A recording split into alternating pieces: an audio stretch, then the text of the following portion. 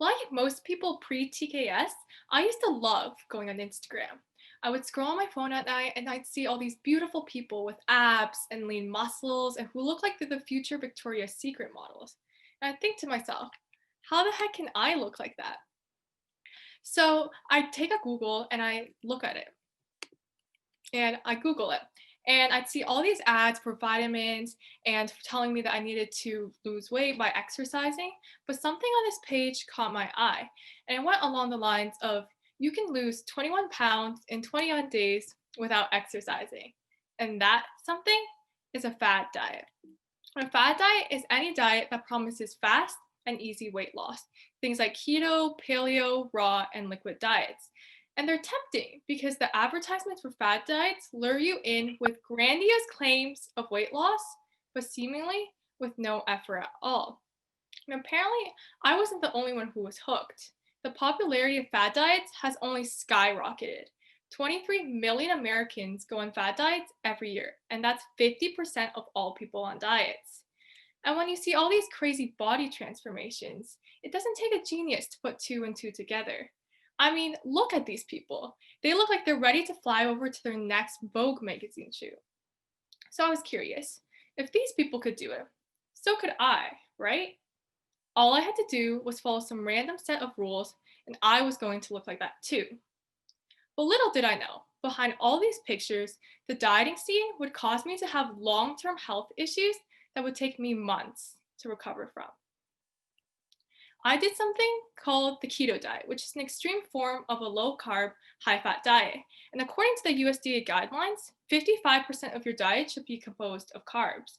But on the keto diet, you're only allowed to have 5%, which is less than 10% of what you actually need. And the purpose of doing that is to trigger ketosis, which is a stage in your metabolism when your liver is depleted of all stored glycogen and switches to a fasting mode. And at this point, fat is mobilized to the liver and used to synthesize glucose, which is the fuel for your body. Your body does this when you are starving. Yet I put it through the same process just to lose weight. And to maintain ketosis, you actually have to give up fruits and vegetables, which deprives your body of the micronutrients that it needs. And I was okay with that as long as I was going to look a certain way. So I cut out sugar and started only eating healthy food. No chips, chocolate, bread, or anything with high carbs, really. I restricted what I could eat, and I never let myself cheat. So I've lost all this weight. And frankly, I'm thinking I look pretty good. But what you don't know is how I felt. I was hungry, tired, and had mental fog. I couldn't keep up in my daily runs, had terrible stomach aches, and I was so bloated. You did not want to be around me. Hangry Kim was crazy, but hangry and bloated Kim, oh boy, she was a nightmare. My body was weak, but I didn't care. I was too focused on how I looked and not how I felt. And I would have continued to eat like that. But then I plateaued. While I was busy restricting the foods that I could eat, my metabolism slowed down to match my energy intake. So it started to conserve energy and I matched my food intake. And I was eating the exact same amount, but I was actually gaining weight. And I thought the solution was to eat less and exercise more, right? But at one point, I was eating less than 800 calories a day, sometimes only one meal a day. And the hungrier I felt, the closer I thought I was. And I severely messed my body up. I was always hungry, had terrible cravings, and I never felt satisfied. So let's zoom into what happened here. Your fat cells make a hormone called leptin, and it communicates to your body when you should stop eating. So when I had less fat, I also had less leptin, which means my appetite exploded. And I started to think about food all the time, and I was obsessed with planning my meals, or rather, non meals. And I was exhausted, had no energy, and was always dizzy. I was ironically nauseated for someone who always had huge cravings for food. And then I also lost my period. And this happens to women with nutritional deficiencies because your body prioritizes survival over procreation, which is the purpose of menstruation. And that was because I was starving myself. Wow. My body was scared, and I felt like my body was giving up on me. I knew it was probably time that I quit my diet. I no longer wanted to feel tired and weak all the time. So I went back to eating normally. But my metabolism was at this point grabbing onto the food I was eating and storing it, just in case I'd starve again. And in only 2 weeks, I gained back all the weight that took me 4 months to lose. Dieting is like stretching a rubber band way too tight. And when you let go of all that tension you build from restricting yourself, you gradually gain weight until you reach a set point where your body is happy again. And I was always hungry and started to binge eat on junk food until I wanted to throw up. And then I was so guilty that I went back to restricting myself until I was hungry enough to binge again. And this up and down cycle kept happening until I gained back all the weight. And this isn't just the case with keto. Other diets like paleo, Atkins, and liquid diets put you at risks of calcium and vitamin D deficiencies, joint pain, and kidney stones. And there are such restrictive plans that are hard to stay on for the long term. So now, and that's not the only case with a keto.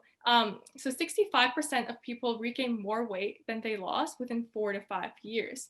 And after 5 years, 70% of people rebound to their original weight, which shows just how unsustainable fad diets really are. And although our bodies do react to different diets in different ways, you are statistically more likely to gain weight than lose weight on a fat diet in the long run. And when you lose weight, it's only in the form of water or lean muscle breakdown.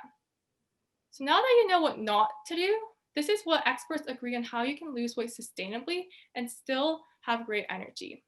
So the first thing is mindset. You need to be thinking long term and have realistic expectations for yourself. You should not be losing 21 pounds in 21 days because that is not sustainable for your body and you will gain it back.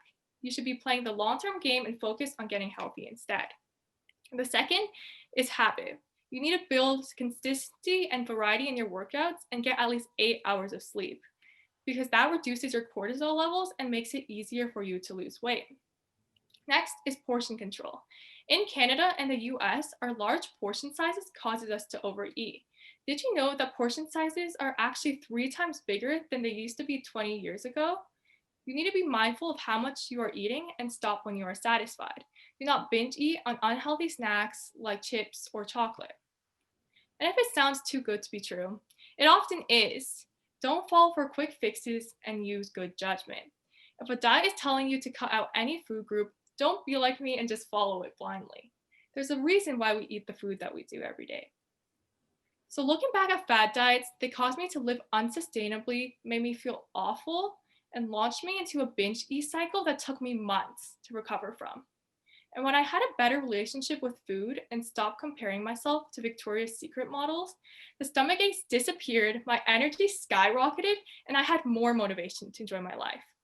When you stop worrying about losing weight fast and start thinking about improving long term health, you will not only look amazing, but you will feel 10 times better about yourself.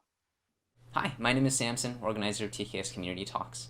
I hope you enjoyed this video. If you did, be sure to check out our channel for more insightful and inspiring talks from a community of young people training to change the world.